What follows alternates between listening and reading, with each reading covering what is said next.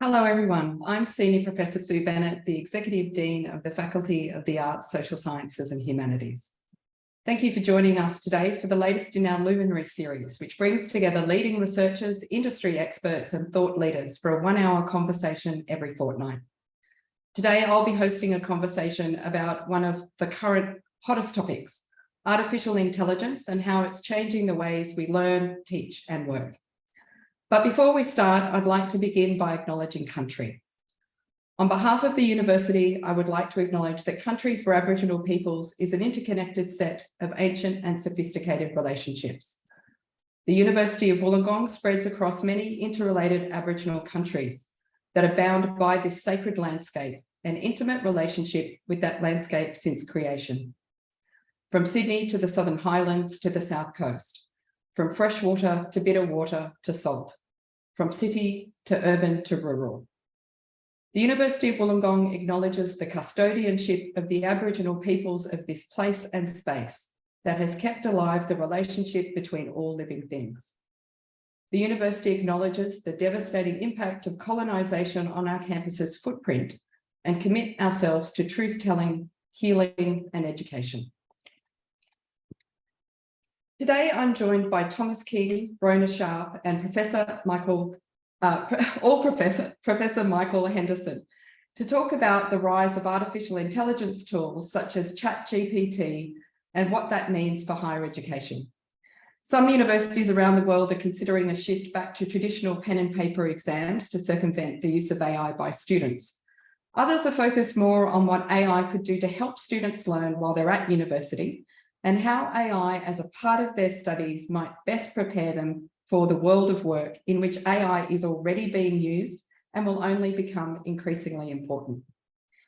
In our conversation today, we'll work through some of the opportunities and some of the challenges ahead. For the first part of our session today, I'll be putting some questions to our panel, and then we'll open up for questions from our audience. Please submit your questions using the Q&A function, and we'll try to get through as many as we can in the rest of the time we've got available today. So to start ourselves off, I'm going to ask each of the panelists to introduce themselves, and as they're doing so, to tell us something about what has piqued their interest in the most recent flurry of discussions and debate about AI. Thomas, I'll come to you first.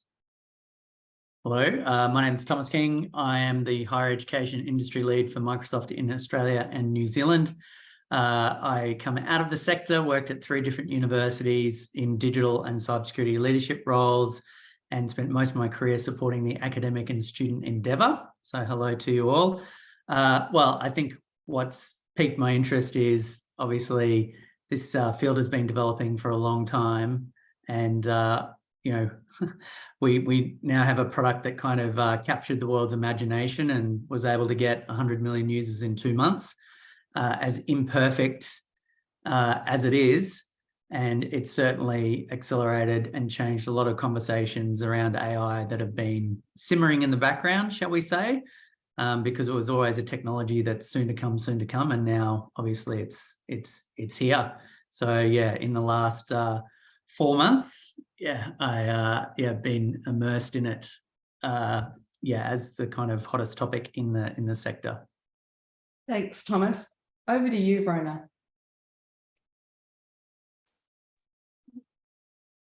So good morning, good afternoon. I'm Rhona Sharpe. I'm the Director of the Centre for Teaching and Learning and Professor of Practice at the University of Oxford in the UK. Our team of educational development and digital education consultants and advisors support teaching and teachers across our collegiate university. And what has piqued my interest, I think, is in how our teachers have reacted to the media coverage of AI. Despite some exhaustion following the COVID lockdowns, I see teachers that are questioning and creative and thoughtful. And I'm interested in how we support their conversations about teaching and learning and assessment that prepares students for a digital world. Thanks, Rhona. And Michael, let's hear from you. Hi, everyone. Thanks, Sue. So a little bit about myself. I'm Professor of Digital Futures and Director of the Educational Design and Innovation Hub in the Faculty of Education at Monash University. And I've got a broad range of interests, which unsurprisingly are being shaped, challenged, and enhanced by AI developments, particularly in recent months. And that goes from student creativity and creative risk-taking, which I'm fascinated by, but also innovative educational designs, including assessment and feedback. And while AI and assessment is perhaps the most commonly discussed issue, and I'm going to talk about that later on in this session, I'm sure, I am fascinated by how AI simultaneously extends our creative capabilities as learners and educators and designers, but also challenges our claims to creativity. And I think that's an interesting challenge. Thanks, Michael, and we will come to that a bit later. But Thomas, I'm going to come back to you for the opening question. Artificial intelligence first began to be developed in the 1950s, and it's already present in many of the tools we're now familiar with at work and in our homes. But we've been hearing about it a lot more since ChatGPT burst onto the scene late last year. Can you tell us about what's changed and why it's important for the way we work, learn, and both now and in the future? So I'll attempt to do a bit, absolutely. So I think what's different is the prompt and the ability to use natural language to interact with the AI. And so there's been AI that's been in use behind the scenes, whether in our products or other people's products, for a number of years now. But it's the ability to make that accessible to anyone and reducing the barrier of entry, if you will. And I remember the first time, I guess, a non-expert spoke to me about it was when a plumber came to do some work at my house just after it had been released. And they didn't necessarily have great writing and reading skills, and they were able to contest a parking ticket that they had. And they used ChatGPT at the time to do that, and they were just blown away by the utility of it. And I think that is one of the differences. Even though it's certainly not fully baked and there's lots of challenges with it, people are really seeing real utility from it. And that is why it's being used. I think that's why the uptake is so large. And that's the other reason why it's the hot topic and everyone's jumping into it. So there are thousands of AI startups that have been created to try and solve, from niche use cases in individual industries to try and provide a more platform approach where, for example, us at Microsoft, we're infusing generative AI throughout our platforms and tools, and we're seeing it really as a co-pilot, which you'll be in control of, but help you, generate first drafts of things, help you be productive, and in an academic setting, hopefully give you a lot of time back. Because one of the things we have heard, certainly you alluded to the challenges of COVID, and I think they're still evident, certainly in the general exhaustion of workforces around the world, is people want time back. So there's definitely opportunity for this technology to help with that, acknowledging all the challenges, risks, and issues that we have with the technology that we need to get through. Thanks, Thomas. And Rhona, if I could draw you in now, with AI becoming such an integral part of work across sectors, including health, business, manufacturing, you name it, we've heard about it. How do we prepare our graduates to use it well and wisely? And how might we need to change the ways that we teach to help our students achieve those outcomes? Excellent question, Sue. I think the use of AI-based tools, I think of it as a digital literacy. And so I draw on what we already know about developing digital literacies to think about how to prepare our graduates to use it well and wisely. And it's always important to remember, isn't it, that we have research and practice and experience to draw on to help us tackle these new challenges. So digital literacies can be understood as the abilities to access and use digital tools, and importantly, to incorporate these skills into contextualized practices in creative and discerning ways. So if I can just unpick that a little bit about what some of those elements are. So access is the first bit that you need to develop digital literacy. And Thomas talked about reducing barriers to entry, which is really important. So students need access. It sounds obvious, but I guess my first thing is don't ban it. The students will never develop the competences and the capabilities that they need if they don't have access to it. And in digital literacy research over the last few decades, we've talked about functional access. So ticking the box to say that you have access to a laptop isn't functional if you share it with other members of your family and the screen is broken and the Wi-Fi connection is not very good. And we're already seeing some kind of inequalities emerging with access to ChatGPT. So some students are paying for ChatGPT Plus, some aren't, some are confident in their use of language to use the prompt function that Thomas talked about, some aren't. So really understanding what are the barriers to access, I think, is important. And then in terms of skills and skills development, students need to know how to use these tools. So for the ChatGPT, the skill is in knowing how to have conversations with it, how to engage it in conversation. There's a great website called ShareGPT that you can go to look at, and it gives you loads of examples of what ChatGPT can do if you engage with it. And then the final thing is practices, helping students to understand when to use these tools and how to use them appropriately. And mostly I'm hearing from the students that I talk to, as Thomas said, that they're using it for productivity, to improve English in emails, to learn how to write code, using it as a tutor, going back and forth. And thinking about what academic productivity examples we have, I think is really important. So how does this change what we teach?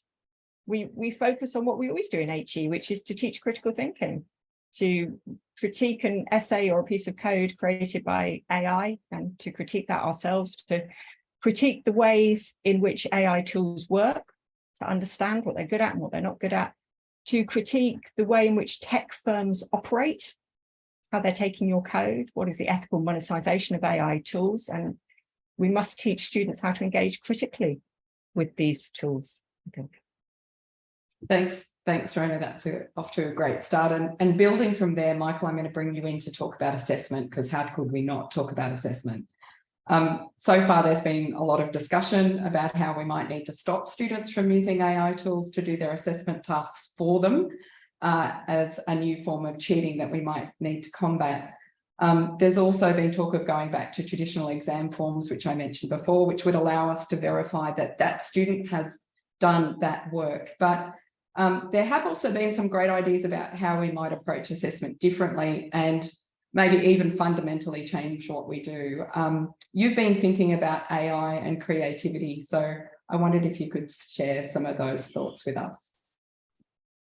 Thanks, Sue. Not a small question at all. And No, I'm not sure how fast I'm going to be in this response, but certainly AI and assessment, particularly around assessment security, has definitely been a very large conversation piece for myself, and everywhere I go, it seems to be the thing that's talked about, which is a bit sad because there are so many exciting things that you can do with AI and generative AI in particular. But let's face it, in higher education, many of our assessment designs, and I won't put a percentage to that, but I'd put a really high percentage, from essays to exams, whatever formats, whether you're in particular sciences or humanities, they can largely be tackled by generative AI with outcomes that at first glance can seem to be good enough, at least to the novice. And I'd probably argue actually to a lot of us, when we're looking at something in a superficial, quick kind of way, if we're not paying attention to criteria of quality. So in a world of good enough, when the language shape, the format, the general collection of ideas, the summary of concepts, the demonstration of proofs or solutions can all be brought together in a moderately coherent way by AI, well, we need to remind ourselves about what matters. Should we be trying to avoid, limit, or ignore AI? Or, and I'm sort of here with Rhona as well, in this idea of access, should we take up the challenge then instead of saying good enough is simply not good enough?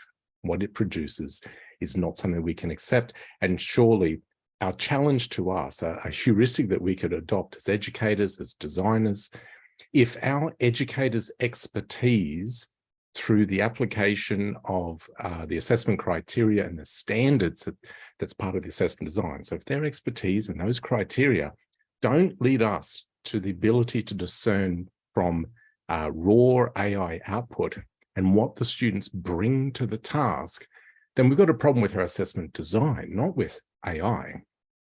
So there's a tendency, I think, for us all to shy away from this sort of deeper challenge, which really sort of rocks the fundamentals of what education is based on, this sort of often a large mass kind of approach to assessment, production of work, and that production somehow in there somewhere represents students sort of knowing something in a deep kind of way. So many people are talking about how to defend assessment from AI, and I'm, in all honesty, not convinced that all of our assessment designs should be, or in fact deserve to be, defended. And a huge issue is that many of our assessments do not allow the accurate measurement of learning outcomes. And this is a problem that we've known in education for a long time. That's a challenge we all face. So to get back to your point, Sue, sorry for the diversion, I am cautious of calls for us to go back to exams and exam halls as a way to defend against AI. Exams are not impervious to cheating. This is very much demonstrated in my own research and that of others. And more importantly, while exams can sometimes be useful context for the demonstration of certain kinds of knowledge, they're often not a great design for a lot of different purposes that we're trying to get students to demonstrate their learning, so for creative and critical thinking. So in my opinion, the call to shift back to exams is worrying. It's unlikely to stop generative AI misuse. There is already integrity issues there. It's not a solution to these things. It seems a little bit backward in the approach for it. Don't get me wrong, exams do have a purpose and they can be useful. Now, I'm not speaking against exams in totality, but this notion of going back somehow is going to fix it. In effect, we'd be trying to stop student integrity breaches by breaching our own educational integrity of the alignment between the goals and the task. I do care greatly about integrity of assessment, but there seems to be a lot of attention on quick fixes and, you know, so the ways to circumvent or exclude AI. And I'd rather us think about the provocation of why should we bother assessing something that AI can do just as well or better? And if we're in that situation, then maybe we need to make some big changes. Now, most institutions I've come across are quite excitingly accepting the idea of AI in assessments. I think it's a fantastic approach. When it first started to break the public meter, and as Thomas sort of pointed out, it's been around for donkey's years, but it seems in this year, particularly with the prompting approach, you know, it's particularly come to the surface of thinking for universities. And I think there's universities that realize the futility of trying to exclude it, but wonderfully, I think about the potential of using it. And I'm finding it's quite common to hear that in institutional assessment policies. And it's exciting. And I think there's three ways that it can be used. In general, like first, we could be using or looking at how assessment designs can consider what labors are involved that can be offloaded or co-constructed with AI. So, for example, communication or summary of well-established ideas. Why labor something that can be produced in such a way and instead allow students to engage more deeply with an idea? And the second one is we can use generative AI to support and prompt learners to use and establish, established structures, genres, to help with expression, to think about or to return and collate and suggest materials, to stimulate the thinking. And the third is we could look at how we might use generative AI to inspire novel thinking. This is exciting stuff. We could be using it in ways to test ideas, to explore hypotheses, to quickly spin up and generate materials and notions, to become a sounding board. And we could even be using Gen AI to produce comparative texts, and this is really interesting, alternative responses, to suggest and to even argue with us, to become a devil's advocate. Ultimately, it all comes down to the student's ability to make decisions about quality, and that's the key thing here. Are we trying to assess volume of content the shape, the mere look of something? Or is our assessment, our criteria, our standards, our task, and our assessors confident and capable enough to see the qualities of the work? And that's the real challenge to assessments. And I'm not sure if I've got time. I'll pause it there if you like, Sue, and I'll come back on my hobby horse if we have time. Oh, okay. All right. Well, we'll do that. And I'll go back now to you, Thomas, and just bring our discussion around to some of the tools. You sort of mentioned some of them before. Michael's talked about some of the ways they might be used, and of course the digital literacies. So Microsoft and other big tech companies develop many of the tools that we use to find information, generate content, analyze data, and communicate with each other. How is Microsoft approaching AI integration, and what kinds of things could we expect in the future? Yeah, so thank you. So obviously we've been invested in developing AI for a number of years. We have a division called Microsoft Research, headed up by Peter Lee, and it has lots of academics who came straight out of institutions. Many still have joint appointments, and you know, they publish a lot of papers on relevant fields. So I think that's really important to acknowledge. Obviously, we have the partnership with OpenAI as well, which we've had since 2019. And I think how the vision for us is a few things. One is obviously there's a range of consumer type services. So we actually have a search engine called Bing, which I never really used much before February the 8th, when we integrated, you know, chat capabilities through the OpenAI partnership, and it has become incredibly useful. And it's been really interesting to see, you know, it was only February the 8th that got released. It feels like years ago. And to actually see that product evolve on a day-to-day basis, sometimes better, sometimes a bit worse, but generally 3 steps forward, a step back kind of thing. You know, that is a way that consumers can interact, that, you know, there's no age restrictions on that one. So it can possibly be used in schools, but fundamentally changing the way we search for information. So, you know, the ability to do a live search with a response from a generative AI model with citations. You can have the response precise or more creative. You can even ask it for you to give the output in a blog post format or paragraphs or dot points. You can export it, you can copy it. So those things are moving very, very quickly. For most organizations, companies, businesses, universities, they'll have it in 2 ways. One will be, we have a range of initiatives called Microsoft Copilot. So in Microsoft 365, which you know, hundreds of millions of people use, there'll be a Microsoft 365 Copilot in which you'll be able to, you know, generate a PowerPoint from a Word document, generate a Word document from a PowerPoint. You'll be able to generate first drafts, and you'll be able to do all that through natural language, but over your private data.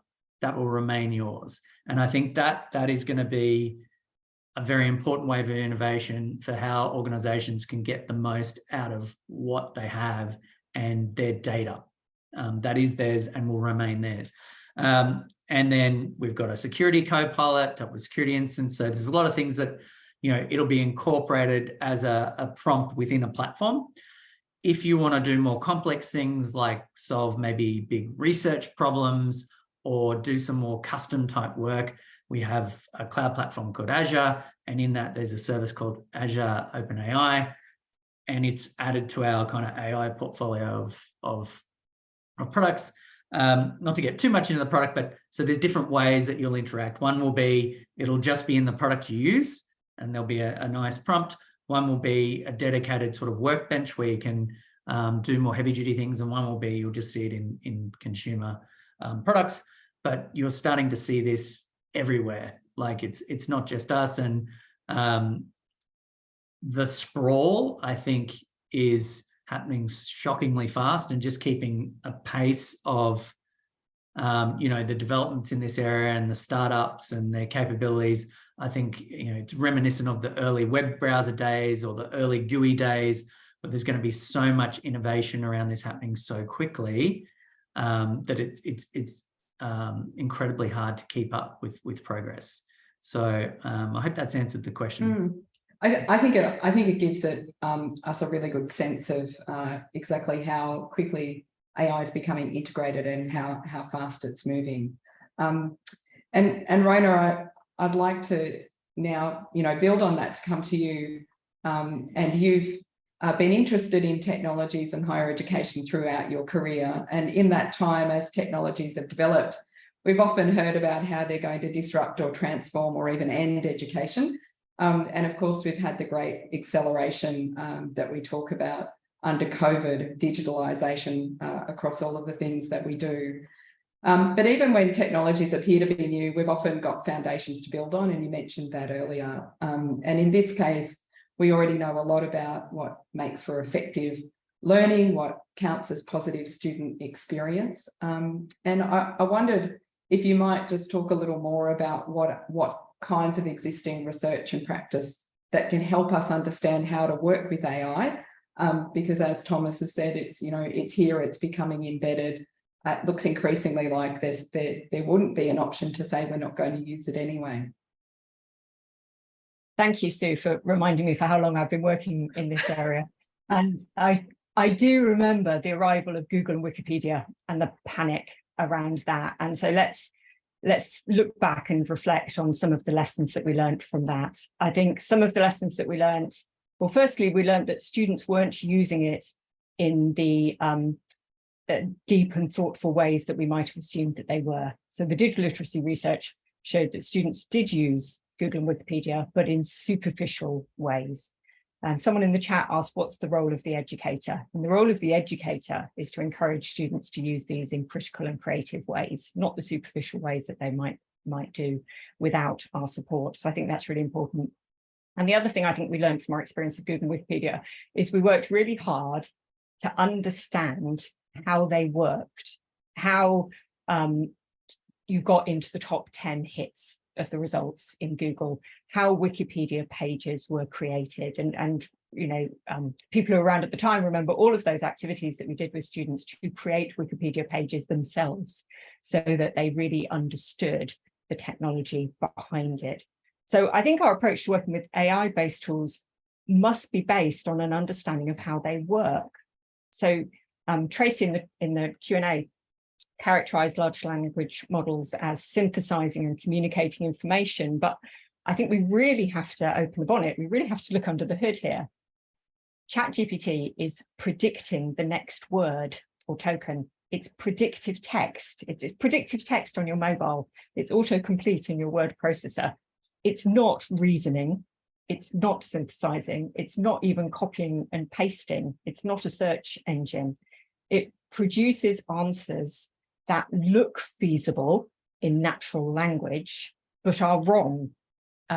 If you take away anything from this session, I think it's that ChatGPT cannot be trusted. It will give you citations, academic citations, that when you follow up, they're wrong, and they're not. The quotes that they've drawn from these citations don't appear in the original references. It's an illusion. So understanding how these tools work and teaching students how they work is something that we can really take forward from our previous practices, I think, and our previous experiences. The other point that I might make, if I may, Sue, is about drawing on existing research and practice in the area of teaching and learning that you're interested in. So lots of people in the chat are interested in academic misconduct, obviously, but there is an established research base and sharing experiences of teaching and learning for academic misconduct. So we know, for example, that students are more likely to present work that is not their own, that is created by another human or non-human, when the assessment task that they have been set is not relevant, not meaningful, when the deadlines are too tight, when the stakes are too high. And the emergence of AI doesn't change those drivers, it doesn't change those reasons why students cheat. It does reduce the barrier to entry. And so I think we have to take account of the existing knowledge base that there is to help us understand this new problem. Thanks, Rhona.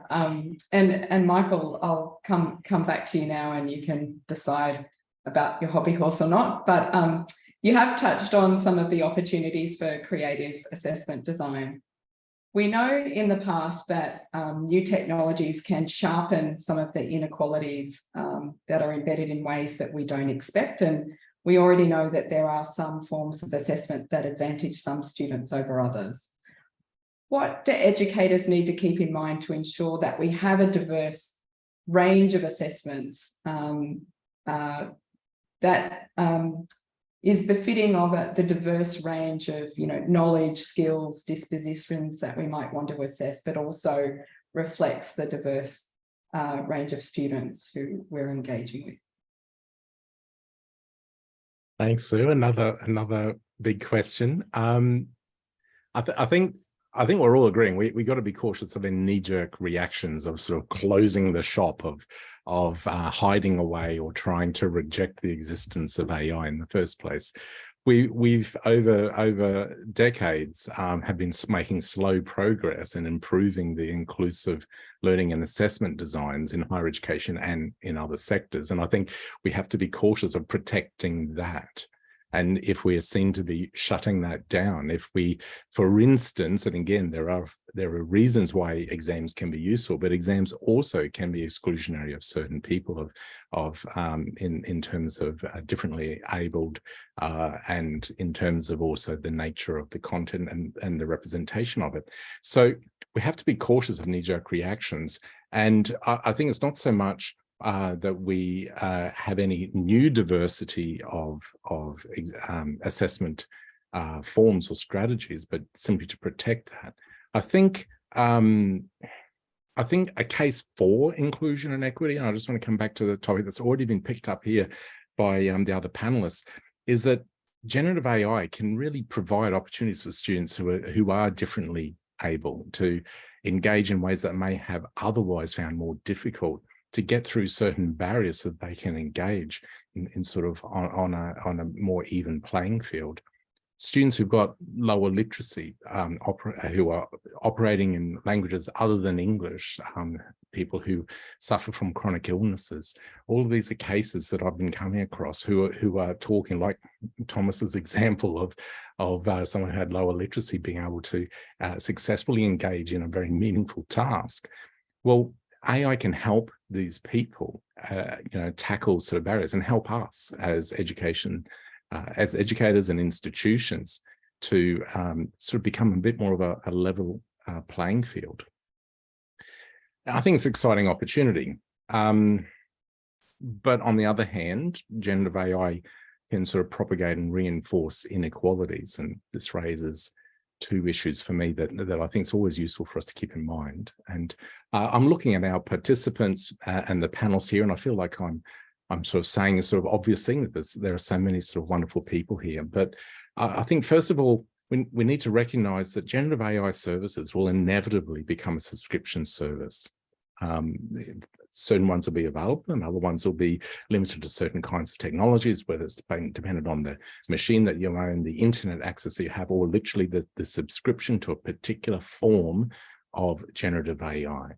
And with the highest rates, presumably being connected with the most powerful services, the most natural language outputs, the most effective or comprehensive source databases, personalized responses, getting through paywall to access certain kinds of materials and information, and sort of being increasingly more context aware. And the fact that these subscription services then are simply potentially going to replicate the same socioeconomic divide that we find in educational outcomes. And I think that's something that we really need to consider as institutions in ensuring that all of our students do have this equitable access to it, functional access as well, and also the skills that Rhona was talking about. The second issue that comes to my mind is how generative AI can in effect become an echo chamber, albeit a very big one. It does not know the difference between fact or lie. It does not know the implications of biased language and stereotype representations. In its current form, it has very few values embedded, except for those of the values of the programmers and the large language model that it draws upon. And we know is quite well documented in various searches. You might search for, represent a picture of a scientist, and certain kinds of ethnic backgrounds and representation, gender, etc., will come back in certain ways. And so it's potentially replicating, becoming this echo chamber that is not productive, it's not healthy, and it's something that we need to be very critical of. So for me, those are probably the issues that I think about the most when we come to this issue of equity and diversity and AI. Thanks, Michael, and thanks everyone so far for indulging in my questions. We're going to now turn over to the Q&A, questions from our audience, and we've got lots of questions, so we won't be able to get through all of them, but I'm going to suggest that for some of them that we can sort of take them on notice and work out how we can respond after the session, perhaps through some emails. But I'm going to just pick out one that I think, Rhona, speaks to something that you've talked about, and that's how do we empower students to critically evaluate the content provided by AI? Yeah, I think that's something that many of us are thinking about, and that I'm hearing. Something we haven't talked about so far very much is the potential to work with your students, to really ask your students what they're doing with it and listen to their responses. And certainly we learned from the digital literacy research the importance of student voice, all of that student voice work that went on to really understand their perspective. So I would start there with asking students to talk openly, without incriminating themselves, to talk openly with you about what they are using it for. And I have children who are at university, and I ask my children this, and one of them is using it, and I don't know if you know this, but in the UK there's a kind of housing crisis and no one can get any rooms, and there's a website called spareroom.com, and you have to respond to requests and hope that you're one of the 50 people who go to look at the room he's chosen. And he's created a little bit of code to respond to spareroom.com requests so that he can get some accommodation for next year. And it's about productivity. It's about being able to issue those requests really, really quickly and answer them all. So ask students what they're doing, because some of them are doing really interesting things. And then set them activities relevant to your discipline, where they compare the output from ChatGPT, or, for example, or other image creating tools, for example, AI-based image creating tools, and evaluate them as if they were evaluating a piece of published work. So we ask students to do this all the time, is to evaluate things against set criteria. So AI-based tools are surprisingly good at poetry, at art, at generating art. If that is your discipline, you can ask them, you can create an answer. Literature and essays is the obvious one. Code, ask AI to produce some code and get students to evaluate how good it is, to spot the errors in it. I heard a good example from medical sciences the other week, where they regularly apply quality evaluation frameworks to pieces of research, to published articles, to say how trustworthy is this research. And AI can do that, and then you can work as well to do it, to say, well, how good was the AI's evaluative judgment about the quality of this research paper? So it can do really quite complex things.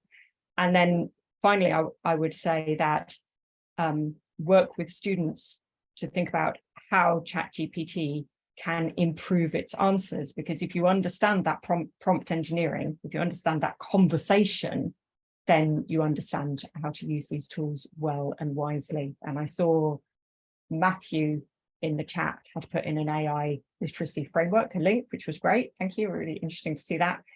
And in that, there's a section on prompt engineering, and the website Learn Prompt, which I agree is really good, where you can follow a course to teach you how to prompt, how to improve your prompts. And those are the kinds of activities that we need to help students to learn how to do. Sorry, it's a long answer. Well, in a way, we're only as good as the questions that we ask. Great. And Michael, I'm going to allocate you the question that David Carlos has put in the Q&A. Hello, David. It's good to have you with us. About good strategies for integrating process and product and design and implementation. Thanks, Sue, and thanks, David. Yeah, again, good to see you.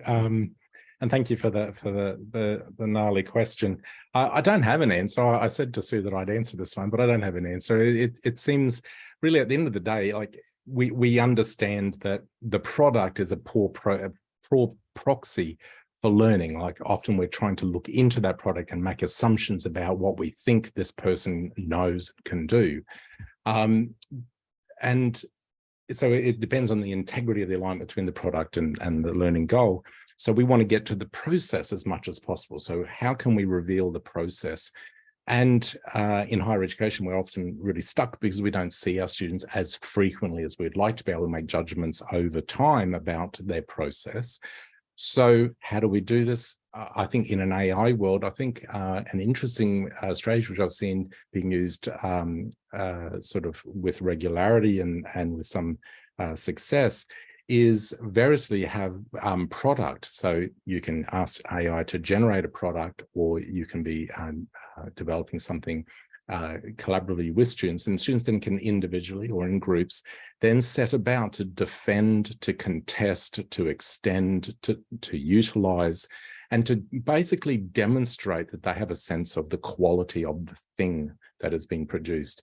So really in any way to be able to improve upon the language, to improve upon the idea, to be able to utilize something, there has to be a deeper understanding of the thing than the thing itself. So if we ask students to simply create an artifact, they will know this thing that has been created. But to actually make an effective judgment about the quality of it and to explain that, then it requires a bit of a deeper thinking than the artifact alone.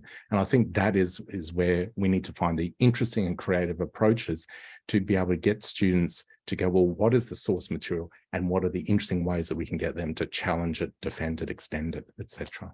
So sorry, David, it's a bit of an obvious answer, and I wish I had something a little bit more creative for you. Well, David might come back at you.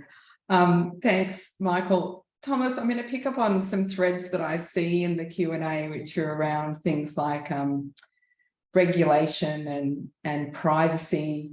You're obviously Microsoft is a global company, so across a whole range of jurisdictions. Like, where do you get a sense the thinking is at around maybe whether there's a need to rein in AI, whether and how privacy can be protected in terms of all the ways that it might be our privacy might be vulnerable to the reach of AI? Well, there's a lot to that, actually. If you want to unpack it all, I think I'd start by saying, I can't speak for other companies, but obviously there's already a swathe of privacy legislation, GDPR. California's got privacy legislation, as do we. And it is important for any company that offers services to be compliant with the laws with which you intend to operate. And I think that's one of the approaches we have, is to obviously remain completely compliant to that. I think the next question is are the laws adequate in terms of ensuring privacy? And I think that's a conversation for legislators, for society at large. I think certainly for academics to lead part of that conversation is to make sure that they are appropriate, because I think a lot of it hasn't necessarily been tested. If you think about how a lot of the generative AI models have been built, that is on publicly available information that people have posted.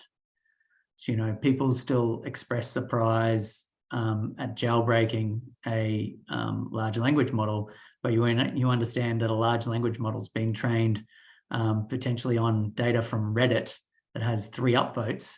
You can understand why, to Rhona's point, the next most probable match for a certain input string is a certain output string. So I think there's lots of important things to unpack. I think so how the new models get built, I think, will be really important. I think universities have a treasure trove of data that they should be considering how generative AI could actually help them institutionally, and potentially if the data is of good quality, then potentially you could create some very powerful models for different aspects of the university. So I think there's lots of opportunity. There's also lots of challenges on the legislative and regulatory front around making sure that it is appropriate for where society wants to take advantage of this technology and where they feel like they need protections. So I hope that's answered it's part of it. Let me know, because there's a bit to that one. Well, I think we could probably have a whole hour of discussion on that. So, you know, I know we can't go into everything in depth, and we've probably only got time now for one more Q&A. And I'm again going to try to draw together a couple of things I see across the Q&A, and that's around inequality. Like, how do we address inequalities in education, you know, through generative AI? And at the same time, how then do we, I guess, provide or allow AI to be a support for a, you know, diverse range of different students? Rhona, I'm going to ask you if you've got anything that you'd like to share on that one. Yeah, I mean, off the top of my head, and I'm sure other people can bring suggestions to this as well. So I think it's really important that we consider the role of these tools in reducing inequalities, as well as I talked about at the beginning, that there might be inequalities embedded within them.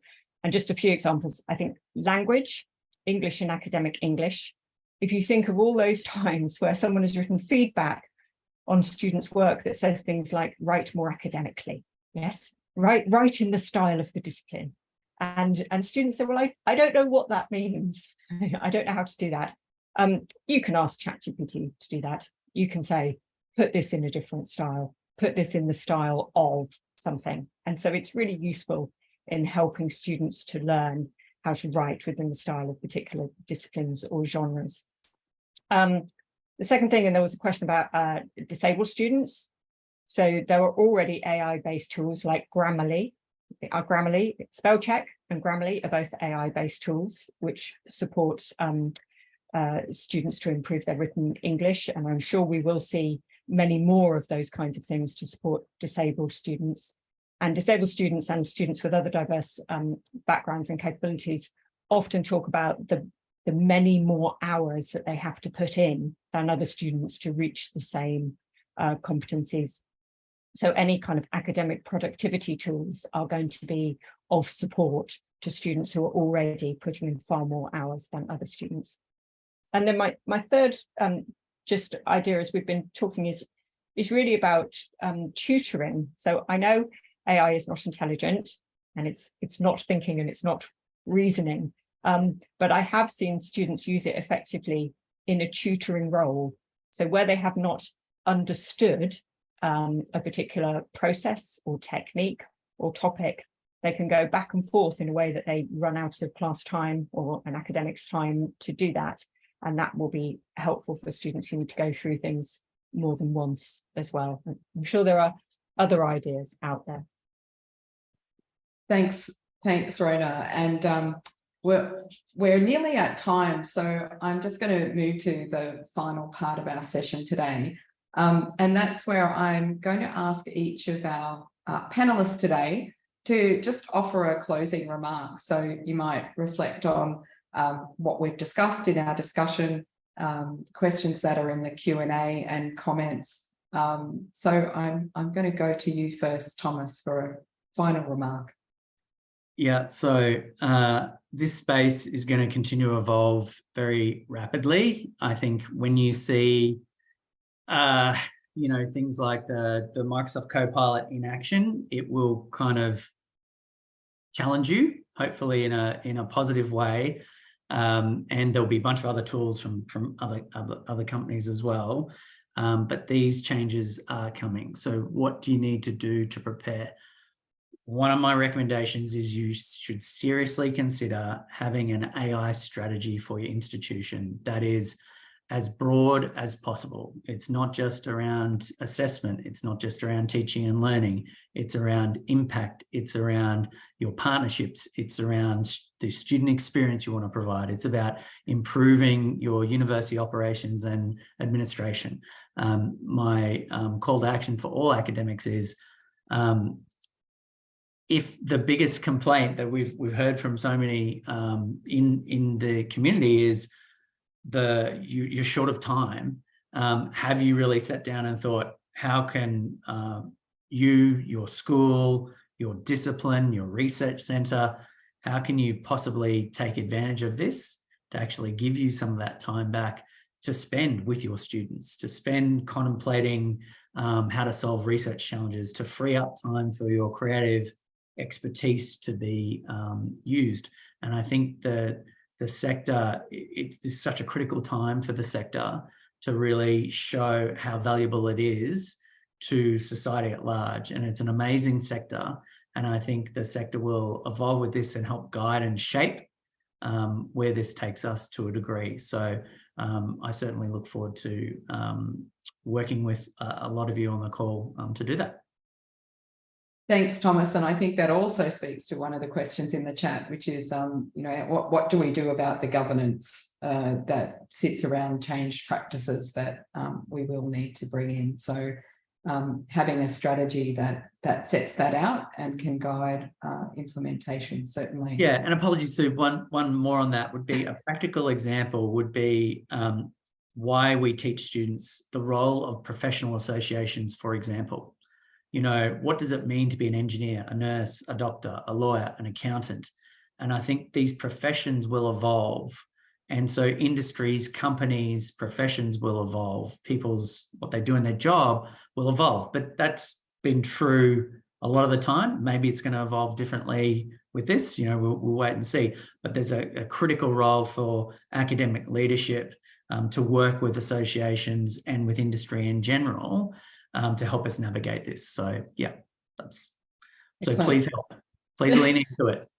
Thanks, Thomas. Rhona, final remark from you.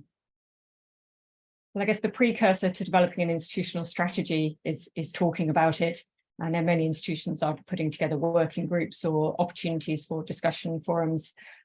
So I think we need to talk about this, talk to your colleagues over coffee, over lunch, talk to your computer scientists in your institution, talk to your students about it, spend the first 10 minutes of your next session with students talking to them about it. I know we are tired from the years that we have been through, but I don't think this is something that we can hide from. And that's a great point. I was reading an article just yesterday that was pointing out how little of the student voice we've heard so far. So that's certainly a place for us to turn our attention next, to seek to understand how students are already using it, how they're finding it, as we work on that together. Thanks, Rhona. Michael, over to you. Okay. I was going to talk about defending assessment from AI and getting back on my hobby horse, but I've changed my mind after what Thomas was talking about there. And I'm going to talk about defending assessment integrity, not student integrity, but what we do as educators in institutions. A question that's often thrown at me is how can we use generative AI to reduce the burdens of educators, right? And the top items on their list are going, can we use it to help us with our marking and our feedback?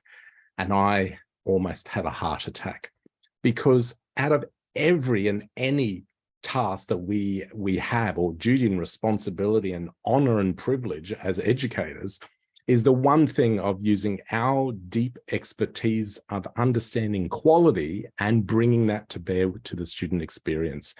And so in the assessment, when we're marking and when we are providing feedback, which are separate things entirely, okay, they're related, but they're separate practices, we need to be engaging in our sense of what is quality and how can this student improve. We can use AI to maybe act in corrective ways, like the Grammarly example that Rhona was talking about, in ways that can sort of reveal different ways of writing something where maybe spelling errors are, things like that. But when it comes down to the essence of the quality, the depth of understanding, the disciplinary knowledge, the skills, those kind of things, then we are here for a particular reason. And so I'd be cautioning, as my last point is about going for what seems to be low-hanging fruit and inevitably sort of working against ourselves in terms of our own integrity of education. Thanks, Michael. And I think that's reminded us of something very important that certainly in the preparation for this that I heard repeated by many of our colleagues, which is not to lose sight of the fact that learning and indeed education inherently social, and a lot of the satisfaction that we derive both from learning and teaching comes from that social nature. That's all we've got time for today.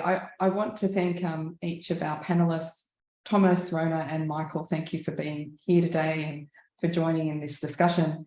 I also want to thank our audience, particularly for co-opting the Q&A in the way that they have. There's lots of wonderful sharing that's going on. And I agree, let's talk to each other, talk to the linguists, teach us how to thrive in an AI world, not ban it, which goes on beyond even just surviving in an AI world. I want to thank very much our Luminaries team who've organised this event behind the scenes, and just a shout out to our UOW colleagues today. If you're joining us, the Vice Chancellor is pleased to announce a new initiative for innovation in AI and assessment. This initiative will be in the form of a prize that recognises academic staff who embrace the use of generative AI that drives innovation and leads to improvement in teaching excellence, assessment practices, career readiness and the student experience. The prize will be managed by our colleagues in learning, teaching and curriculum, and the full details will be available in the coming weeks. So check out the Learning and Teaching Hub for more details. This event was recorded, so everyone who's registered will receive a link to the recording via an email. As I said before, if there are questions that we haven't managed to get to, we will endeavour to put something together and use that email list to circulate that. Thank you again for joining us, and if you've enjoyed this session, please check our website for other events in the Luminaries series. So thank you, and that's a wrap, everybody.